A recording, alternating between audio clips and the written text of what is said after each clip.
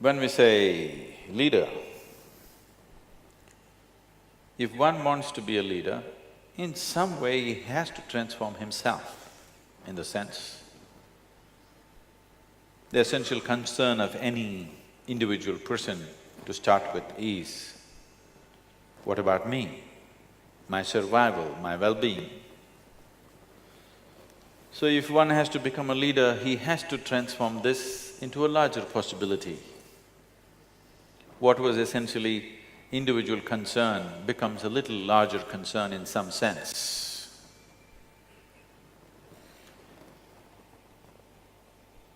What is being looked forward to from a leader is, he should be able to see things that other people are not able to see. He need not be a superhuman being, he need not know everything. Most leaders don't know much, but they're able to see certain things that other people are missing, and they're able to put together to a common purpose. They're able to put people together for a certain common purpose that makes them leaders.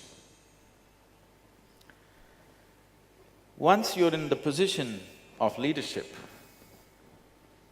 every thought that you generate, every emotion that you generate, every action that you perform has impact on many people. Maybe a few hundred people, 1,000 people, or millions of people, depending upon what type of leadership you're in. So every thought, every emotion, every action of a leader has an impact on many lives.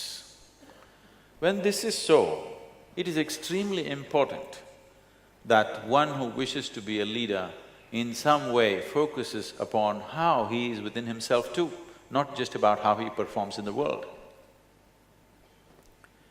Because no human being is doing anything that he is not himself in some way.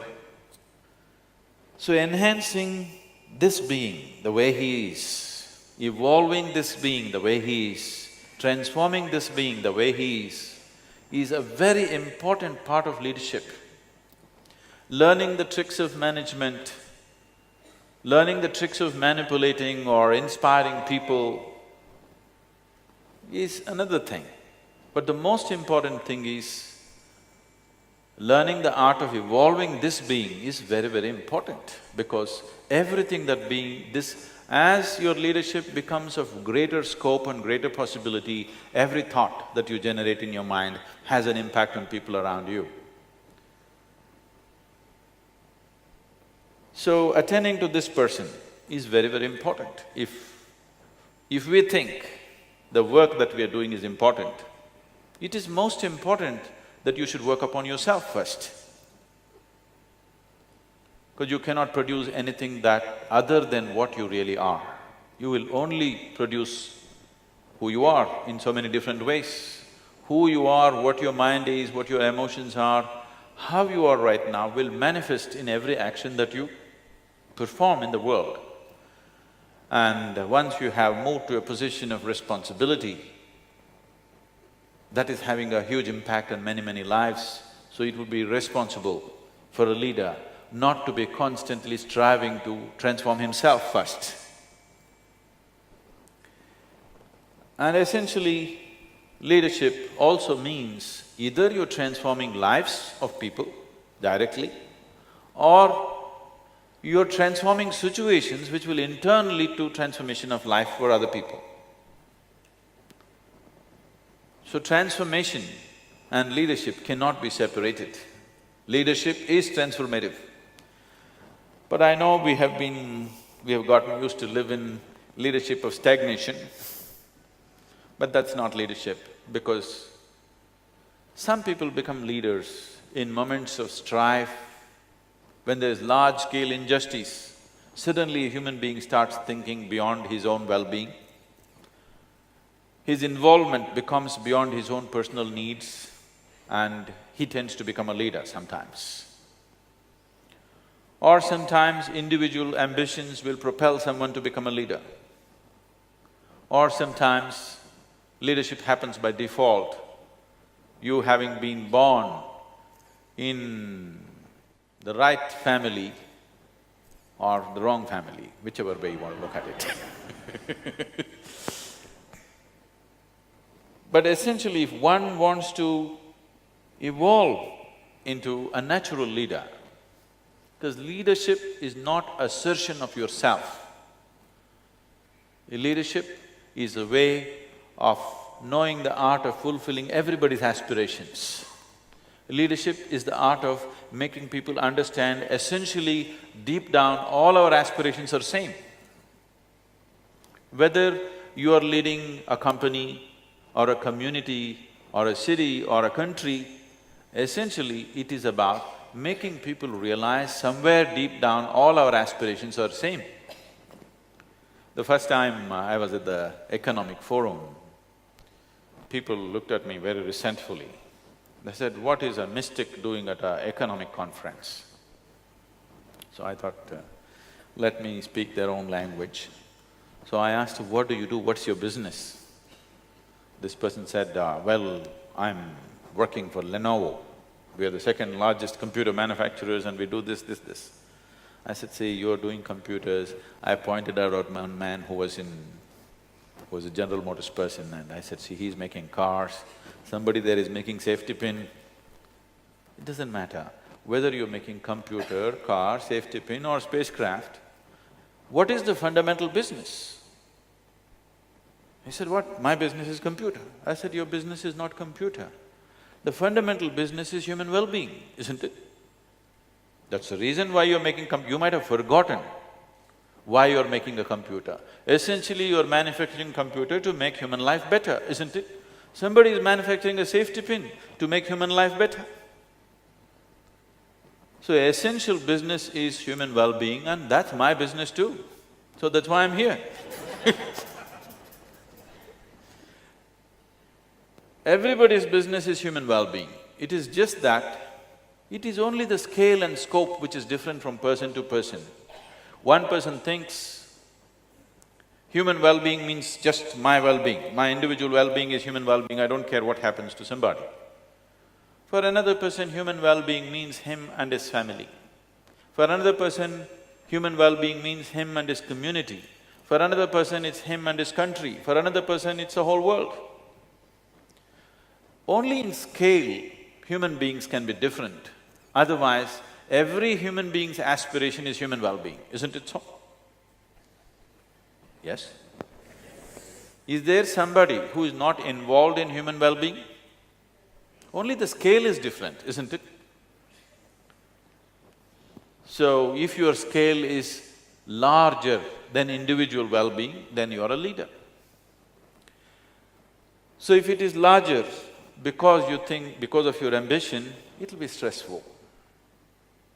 If you've taken this on because your family pushed you into it, it'll be very stressful. You will become a natural leader.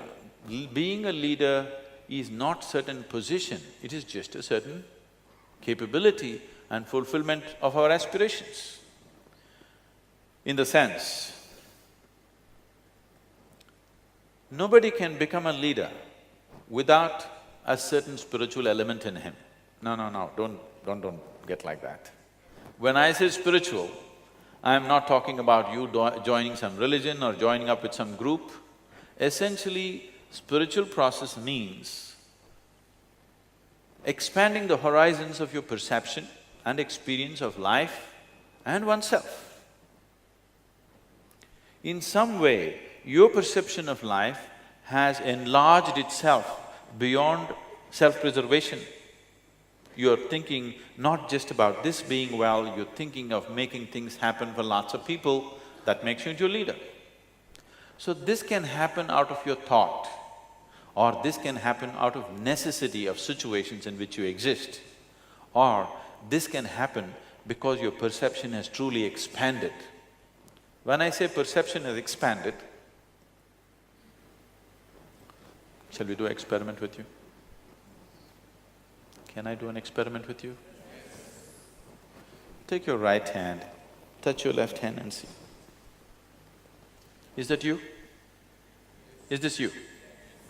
Touch the chair on which you're sitting. Is that you? No. How do you know this? What is the basis of your experience which tells you this is me, this is not me? Don't sit there like yogis, I'm the yogi.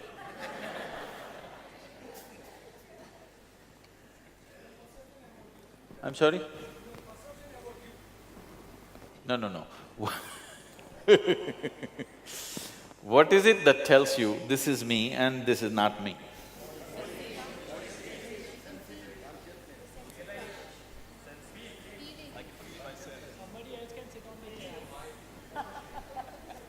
You're reading lots of nonsense.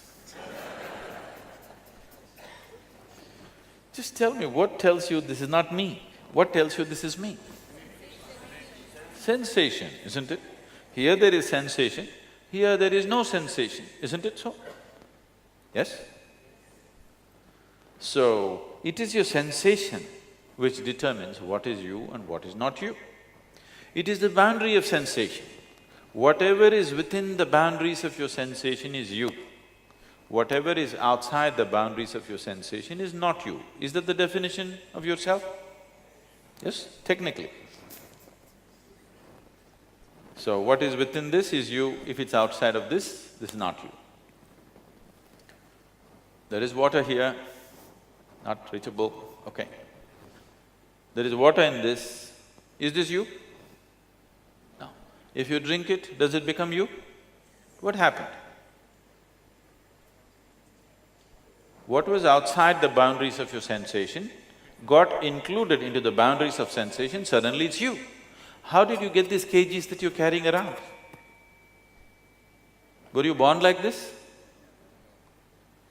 What you call as myself right now was all over the planet, isn't it so? Are you eating only Marathi food or are you eating… No, I'm just saying, it's all over Maharashtra or all over the planet. I don't know where all you picked up the stuff. So what you call as myself was a piece of earth at one time. Now you go about, this is me. What has happened? You just took a piece of earth and included it into the boundaries of your sensation, now this is you. Now do I have to tell you, please take care of your little finger, this should be taken care of, don't harm it, don't cut it, don't bite it off, should I have to tell you? No. So now, your boundaries of sensation are not fixed. Have you at any time been so joyful, so exuberantly joyful that tears came to you? So if you've been that joyful, at that moment if you take your hands and keep it 8–9 inches over your body, right here you will feel sensations. Have you noticed this happen? You do one thing, you just do like this and hold it 3–4 inches away, do you notice sensations? Yes? If you become very happy, just try this, there'll be a transaction between these two hands. This will happen to you. Did you ever hold somebody's hand and sit and you were in love? Just holding hands felt like two people have become one, isn't it? This is because only if you're feeling exuberant. Otherwise, holding hands is a dirty thing, it sweats and it's irritating and everything. Only if you are feeling very exuberant, now it's good because the sensation, the boundaries of sensation have expanded. Sensory body has an existence of its own. Today medically they can prove this to you. If you have not had these kind of fabulous experiences, then we'll have to do something horrible to you. Suppose we chop off your leg. Even if your physical leg is gone, the sensory leg will be still in place for a certain period of time, you know this. It's a medical fact today. So sensory body has a presence of its own beyond the physical body, and this sensory body expands when your life energies are exuberant and contracts when your life energies are depressed or suppressed.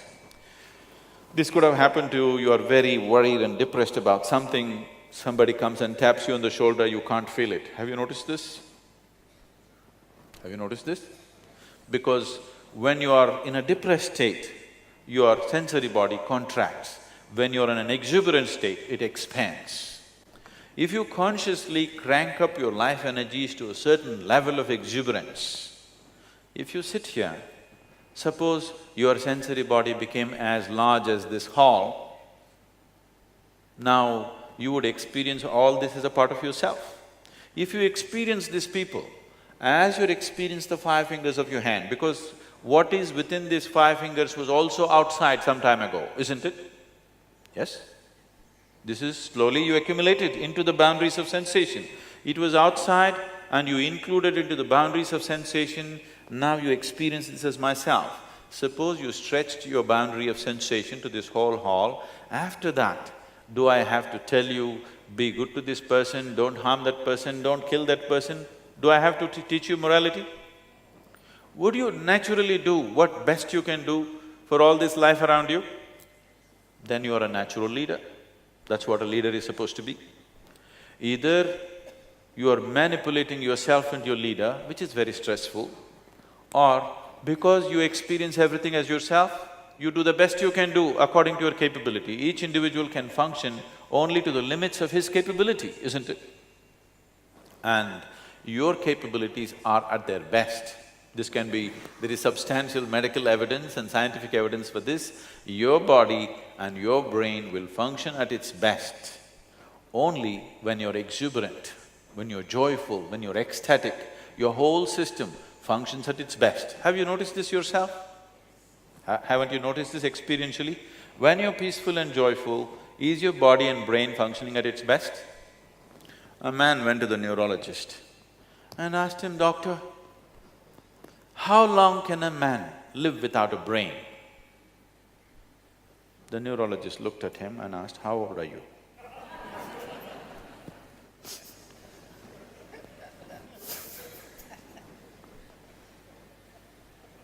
Now, when I talk about exuberance of experience, where is the basis of your experience, first of all? Can you see me at least? Those of you not talking to me, can you see me? Yes. Tell me, where am I? You can't tell me, okay, you're not on talking terms. Can you show me where I am? Please use your hands. Where am I? Oh, you got it totally wrong. Although you're completely off the mark. You know, I'm a mystic. This light is falling upon me, reflecting, going through your lenses, inverted image in the retina. Have you heard the whole story?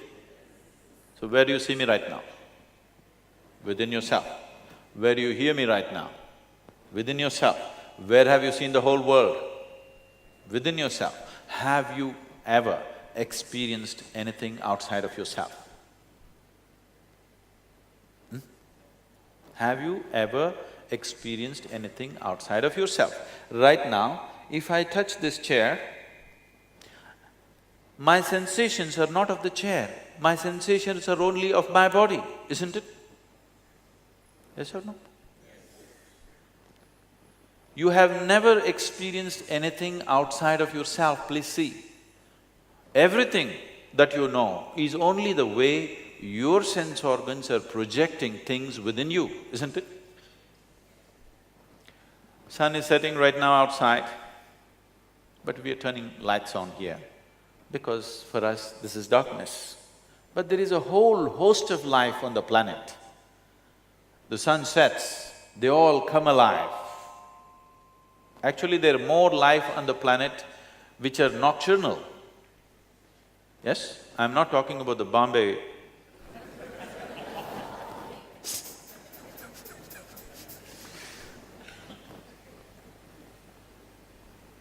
There is more life on the planet which comes alive in the night than in the day. Yes?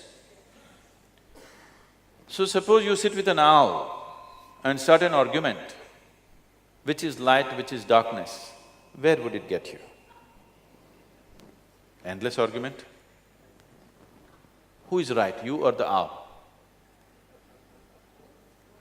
Both? Oh. Both means, if you're saying both, either you're working for the diplomatic corps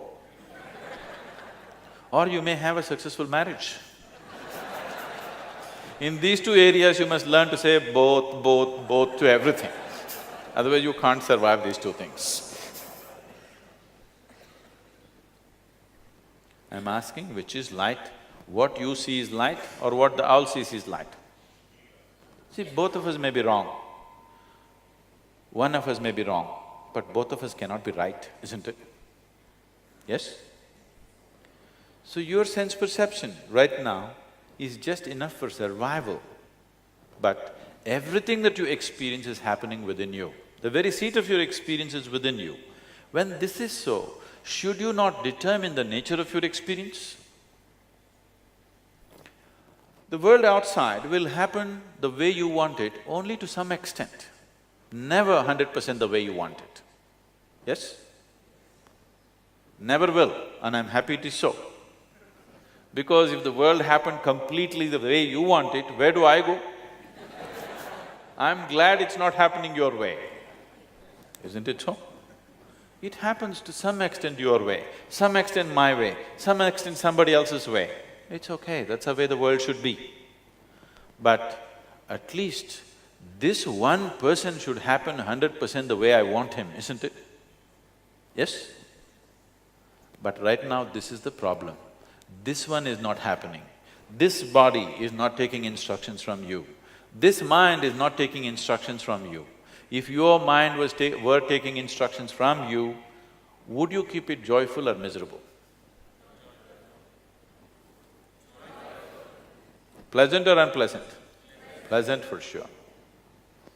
If you were joyful, your sensory body would be all over the place. There would be a deep sense of inclusiveness. Once your experience of life is inclusive, without being elected, you are a leader. Without being appointed, you are a leader. Don't think whoever is appointed is always the leader. There are all kinds of leaders all over the place who are managing things and taking things in their own way, isn't it? Yes or no? Because of their sense of inclusiveness. Wherever there's inclusiveness, people will look for guidance in that direction, isn't it so? Yes? Whoever reverberates with you, you look for guidance in that direction, not to the appointed person up there, isn't it? So, there is a certain possibility within the human being which has been left unexplored by most of the humanity. Can I tell you my own story, is it okay? You shouldn't sleep off, okay? Once upon a time, if I start, most people think it's bedtime has come.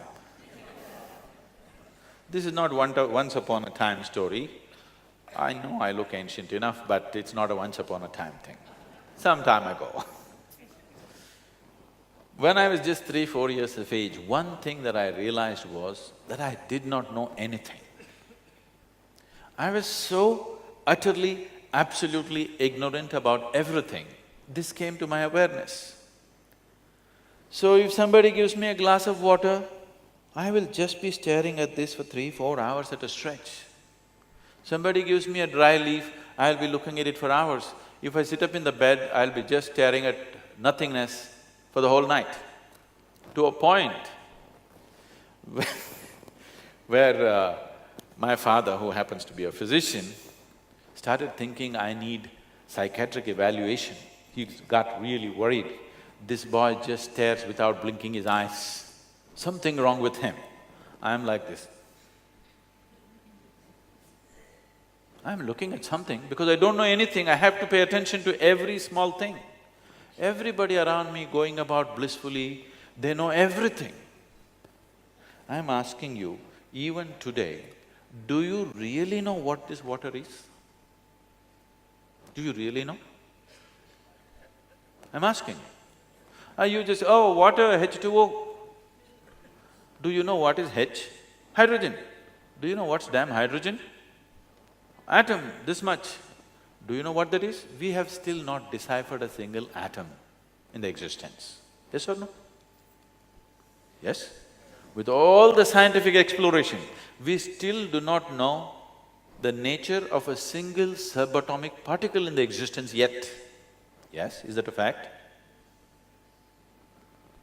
So I'm just staring at everything like this, and people think I need psychiatric evaluation. And they send me to school. I didn't go there too often. I went whenever it was necessary. And I go and somebody's talking, the teachers, I'm just staring at them. Initially I hear the words and understand the meaning. After some time I realized, they're only making noises. It is me who is making up the meanings. See, right now, I'm making only noises. You assume you know English language and you are making up the meanings, isn't it? If you do not know English language, I'm just making noises, haven't I? So I stopped making meanings. Just started looking at the teacher. Suddenly it was very amusing. Then, with a big grin on my face, I'm staring at them, which was very irritating for the teachers. I'm staring without blinking because I'm absorbing all the sounds but without meanings. Don't do that to me now, okay? Then as I stared and stared, see, as I paid more and more attention to everything, everything around me started transforming itself, changing itself in such a dramatic way. After some time, I was not even hearing the sound, I was just seeing people doing acts. And as I paid attention, I found that even this human form just evaporated from my vision and I would see hazy, ghost-like figures going all over the place. And I'm completely amused with a big grin on my face, I'm like this.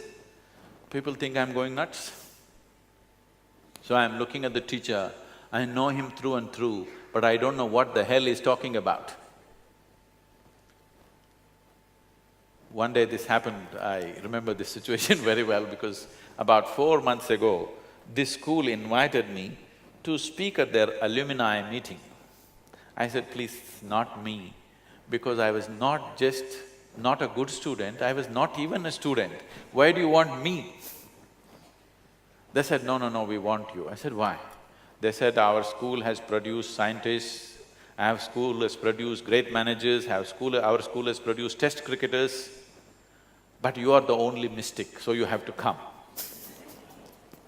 So I went there for this alumni meeting and all the buildings are same and all my memories came back to me. And I thought, see, this classroom, in this classroom a certain situation happened which changed my life in many ways. On that particular day, this teacher was talking about something, whatever, and as usual I was staring, looking through him, not listening to what he's saying. And he's trying to get some response from me, asking me all kinds of things, provoking me, but I'm fully attentive, I'm not ignoring him. I'm paying more attention than anybody has ever paid him in his life. I'm paying that kind of attention to him. But I cannot hear what he is saying.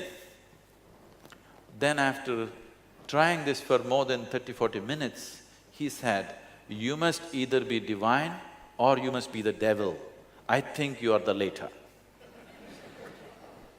So I did not feel insulted or abused. This set off a whole host of questions within me.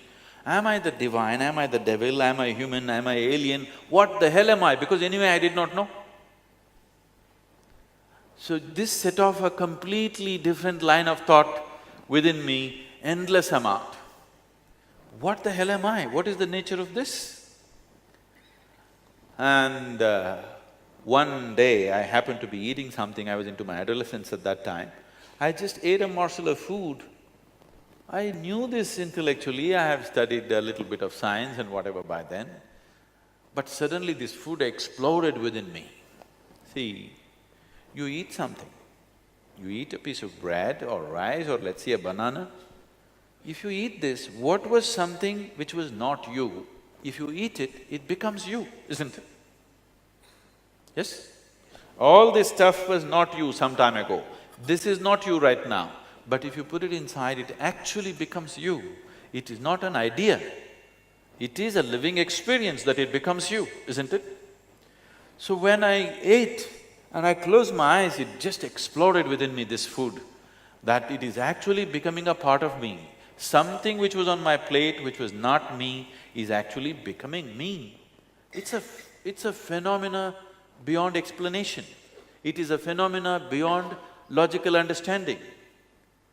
It is the greatest thing that's happening, that you can convert a banana into a human being. It's not a simple thing. You can make a piece of bread into a human being, not a simple thing, isn't it? So suddenly I realized, There is an innate intelligence and capability here which can make a piece of bread into a human being. When I say human being as a mechanism, if you look at it, this is the most sophisticated mechanism on the planet, isn't it? Most complex and most sophisticated, highest level of electronics, mechanics, electricals, everything, isn't it so? Yes or no? Have you seen a better machine than this? Just a piece of bread, within a few hours, becomes such a phenomenal machine. So suddenly, I shifted my life from staring to sitting with my eyes closed. I was staring hours on end. Now I sat with my eyes closed, some days for hours, sometimes for days. Now suddenly people around me, people who were thinking that I need psychiatric evaluation, they started thinking, oh, he's a yogi. See? But I was still doing the same thing. Instead of staring at somebody, I was staring at myself. I was not doing anything different, I was still paying attention, that's all I was doing. All the time I was paying attention, it is just I changed the direction of paying attention and suddenly from a nutcase to a yogi. Now there is this intrinsic intelligence and capability in every being right here, isn't it? Yes? If you could only access, the very source of creation is right here. If you could only touch it, you would be phenomenally capable, isn't it? You don't have to learn leadership somewhere. You will be a natural leader because the very source of creation, that which makes life is here within you, trapped, you cannot get away. Please look at this. If you only strive to make the necessary contact with this, if you find access to this, leadership is natural. Leadership is not about you asserting yourself over somebody.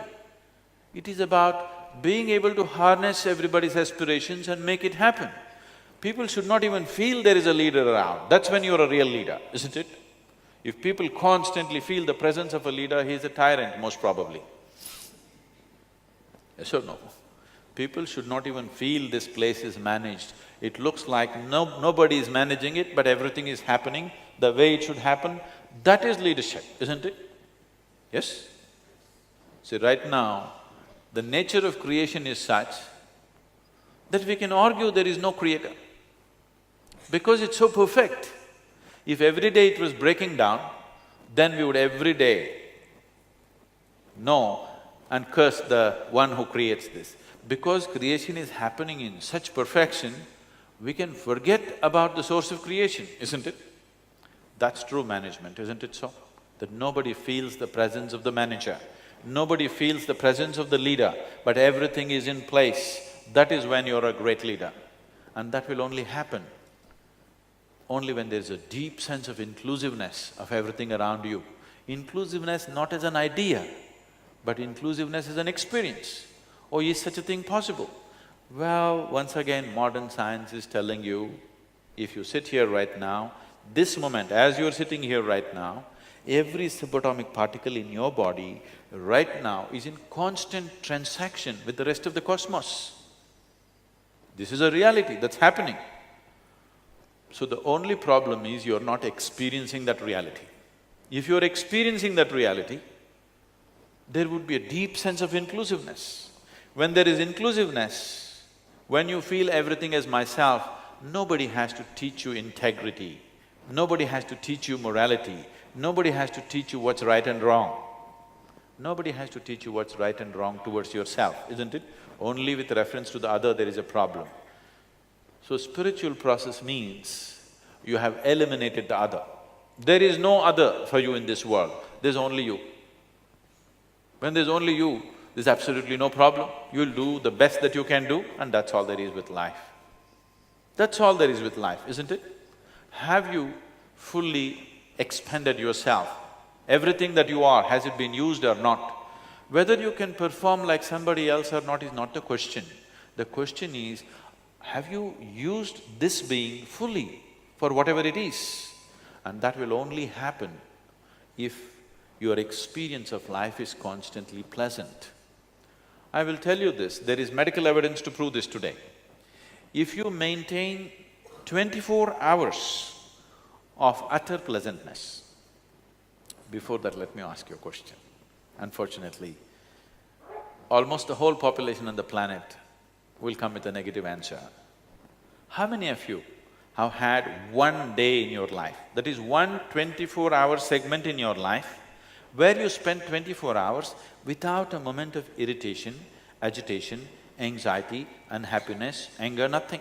You went through 24 hours blissfully. Very few people can say yes to this, unfortunately. See, if one day did not happen the way you want it, that's different. If not even one day happened the way you want it, you are not in the position of leadership, even with this one, isn't it? Yes? Even 24 hours in these many years, if it did not happen exactly the way you want it, obviously you are not in control. You are happening by accident. If your own body and your own brain is not taking instructions from you, why the hell should 1,000 people or 10,000 people take instructions from you, I'm asking? Why should they take it? Now, being a leader is going to be phenomenally stressful because you are trying to manipulate situations to make them happen. You do this much to yourself, that your mind and your body will do what you want it to do. You will see, suddenly working with the world is such an effortless process. Because once your mind is taking instructions from you, there is no such thing as unpleasantness within you. There is no such thing as stress within you. There is no such thing as anxiety within you. Yes? You're anxious, you're stressful, not because your job is stressful, simply because you do not know how to manage your systems, isn't it? Yes? You do not know how to manage the human system, that is the whole problem. Now, if there is one thing, Sadhguru, tell us one thing that will make me into a good leader. Shall I tell you a story? I'll tell you a donkey story. There was an old farmer who had an old ass or a donkey with him. One day this ass, being an ass, it went and fell into an open well. And this well was dry, no water, 30 feet deep. He's unable to climb up, so he's crying piteously. So the farmer went and looked. This is an old donkey on the verge of retirement. A retired ass nobody wants. A working ass, all right, they'll bear with it. Retired ass, who wants? He thought, this whole effort of pulling this ass up and the expense of pulling it up, not worth it. Well is dry, no good well, no good ass. So he called his neighbors and said, let's fill up the well. 2 jobs in one shot. You have closed the unused well and you have buried the retired donkey. So they all started shoveling in earth, wanting to bury this ass alive. So you have no value for a retired ass, but ass doesn't think so. So it started crying piteously, looking for some compassion somewhere, but all of them ruthlessly shoveling earth. After some time, this ass started doing something. Every time a shovelful of earth fell on its back, it shook it off and took an upward step. People looked at it in amazement, wow, what a smart ass. This is a really smart ass. And as they shoveled more and more earth, every time he shook it off and took one more step, one more step, one more step, and then he came out. And by now, the old farmer was full of admiration for his great smart ass, and he wanted to hug and fondle the ass. The ass promptly turned around and kicked him in the face. So the moral of the story is, if you want to be a leader, one thing that you don't do is, don't spend your life trying to cover your ass. it will turn around and kick you in the face one day.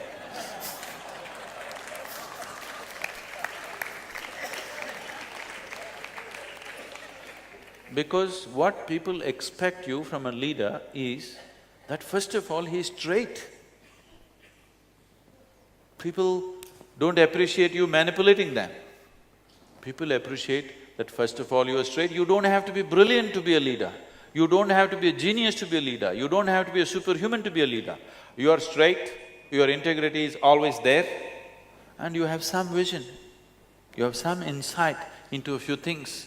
That makes you into a leader. When you are truly inclusive, you'll naturally have an insight about everything. And then you gather people, right kind of people will naturally gather around you when they see a certain level of integrity in you, and things will happen, according to your capability, of course. You can never equate people's capabilities. People come with different capabilities, it's fine. But the question is just this, are you able to use yourself to the fullest extent or no? If you yourself are an issue, so please see, you yourself are an issue on a daily basis. When you are an issue, you cannot handle issues on the outside. So if you make yourself like this, that this is not an issue anymore.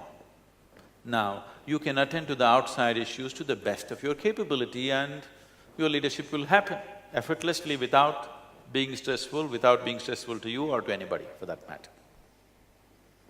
It's transformative leadership. If you have questions, please. Any kind of question. Sadhguru, why is it that today, in the name of leadership, we see so much of insecurity among leaders? Subordinates who look upon leaders today feel awfully insecure even more. These brilliant people who are assisting the leader, they are like small pieces in the jigsaw. By themselves, they are nothing. There needs to be a fulcrum who holds these people together, otherwise by themselves they can do nothing.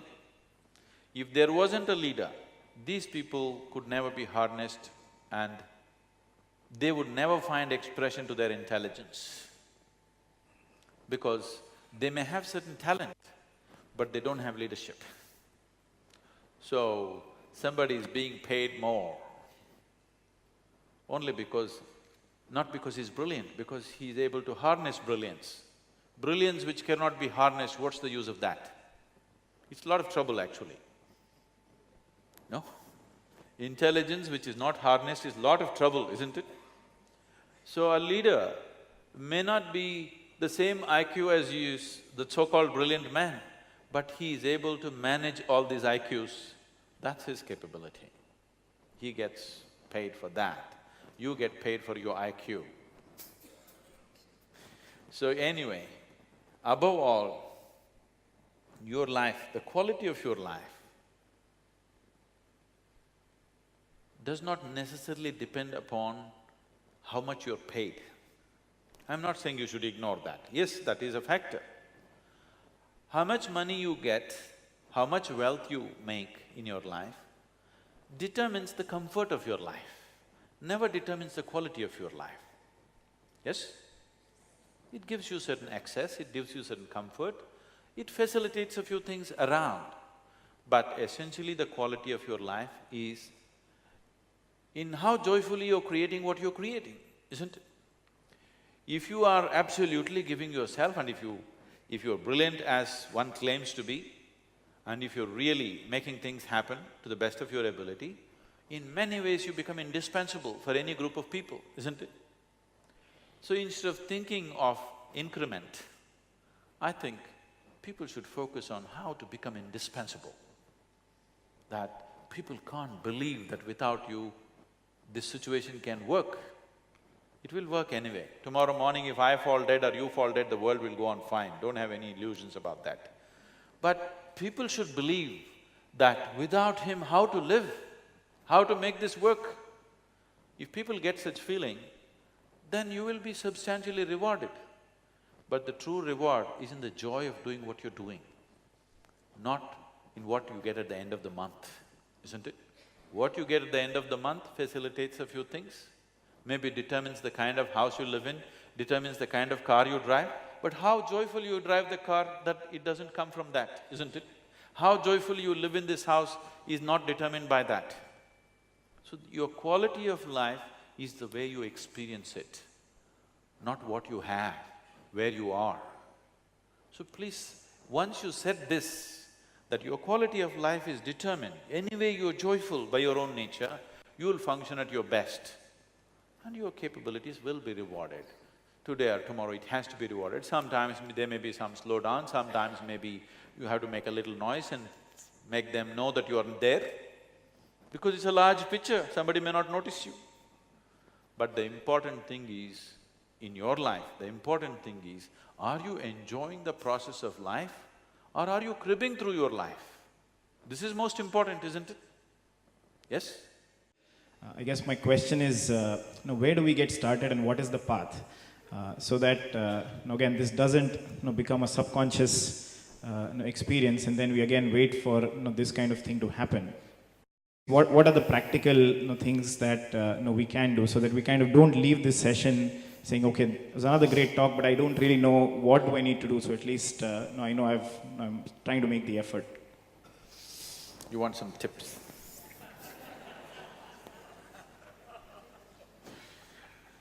People have given all kinds of tips and they've not worked, isn't it? People have read all kinds of books and they work for a certain period of time, after that they don't work, isn't it? Because you're trying to imbibe inclusiveness from outside. No. Inclusiveness is the nature of life, that's what I said. It is not about you trying to change yourself. It is about realizing the nature of your existence. It is not about changing realities. It is just about realizing the nature of reality. The nature of reality is right now like this. I hate this person, I want to scratch his eyeballs out. But unknowingly, what he exhales, I inhale, what I exhale, he inhales, no problem. Yes? Yes, you're inhaling what your mother-in-law exhales, your enemy exhales, your boss exhales, whether you like it or not, isn't it? Yes or no? What Pakistanis exhale, you're inhaling, what you're exhaling, they're inhaling, depending upon which way the wind is blowing, isn't it? Yes or no? No way, we will not breathe what Pakistanis breathe. You can't help it. So life is inclusive. Only your mind is exclusive. You understand? Mind is made like this because this part of the mind, which is the logical structure of your mind, can only cater to your survival process. For survival, you have to be exclusive, please understand this. Now, I must understand that the food should go here for me to survive, otherwise I'll throw it all over the place in my inclusiveness. Survival, the process of survival cannot function unless the exclusiveness is manifest. So creation is beautifully made that certain aspects of you are absolutely inclusive, certain aspects of you are utterly exclusive, and that's how it should be. So this is not a question of you recreating your life, this is a question of you realizing your life. If you have to realize something, at least first of all you must start paying attention to it, isn't it? You're not paying any attention to life. You are just busy creating your own world in your mind, isn't it? Please see, you are not living your life. Most of the time you are thinking about life, isn't it so? Yes or no? What you call as my life right now is your thought, your emotion, your opinion, your prejudice, this is what you call as life. This is not life, this is just a psychological process. Life is an existential process, isn't it? Is life a reality or is it just a dream? But what's happening in your mind? Is it a reality or is it just a dream? It's just a dream. What happens in your mind is a dream. So if you understand this, you can make your dream any way you want. I'm not saying don't dream, at least you must be having the kind of dreams that you want, isn't it? but you're not having the kind of dreams you want.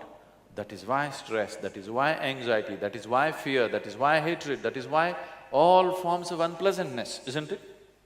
If your dream was happening the way you want it, even if your life was not happening the way you want it, if your dream was happening the way you want it, you would be at least joyful. Maybe starved, but still you would be joyful. Maybe fired from your job, still joyful. Yes? Because when you're in the job, you're complaining about the job. If you get fired, you get complaining about the beach. What do people do in Mumbai? If they get fired, do they go to the beach at least? No, they go to the bar. Okay. So, what do I do so that it just doesn't become a thought? First and foremost thing is, when I started this with myself, everything was like a fantastic discovery for me, and I started working towards creating this and making this happen. This whole technology of how to make this happen the way I want it. Then I discovered that I was a fool who was trying to reinvent the wheel. Any number of people for thousands of years have known this, but I thought I arrived at it. For me, it was like that, because for me, I had no spiritual teaching, I had no guidance, I had no nothing. Suddenly this burst upon me and I think this is it. It's the first time eureka. But after some time I realized thousands of people, millions of people, for thousands of generations have known this. So, there is a whole knowledge about that. It is just that it needs to be approached. If you want to start off on an inner journey, when I say inner journey, I want you to shave it off of all the traditional notions that you have about it. Right now, you understand your experience of life is limited to what's happening within you. Based on that, if you want to explore this possibility of what this being is and know this experientially, to turn your attention from believing that you're looking outside and knowing that you're only looking within, if you dedicate 28 to 30 hours of life, a focused time if you give me, we can set up an instrument for you, a subjective instrument within yourself, which will give you this access. But at least that much is needed. Still technology is at that level. Someday if I arrive at a technology where it can be done in a moment, we'll do it. I can do it in a moment if you are a very simple human being. But now you're educated, we take 30 hours with education. Thank you very much for being here.